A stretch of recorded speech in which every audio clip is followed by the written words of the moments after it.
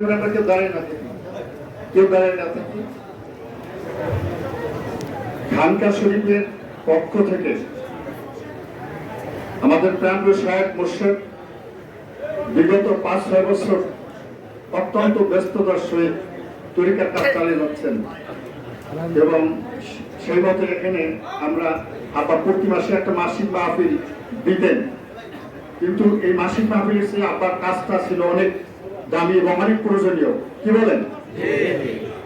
আপনারা আমার প্রাণপ্রিয় শায়েখ মোর্শেদ এই আগামী মাস থেকে ইনশাল্লাহ সদয় সম্মতি জ্ঞাপন করছেন। ঢাকাবাসী এবং ঢাকার পূর্বাঞ্চলে যত শাস্তি জেলা আছে তাদের জন্য অত্যন্ত সুখবর আপনারা দেবেন আলহামদুলিল্লাহ। খানকা শরীফের পক্ষ থেকে এখন আপনাকে ফুলের তোড়া দিয়ে সেই কৃতজ্ঞতা স্বীকার করে নিচ্ছি আমরা সকলে আলহামদুলিল্লাহ।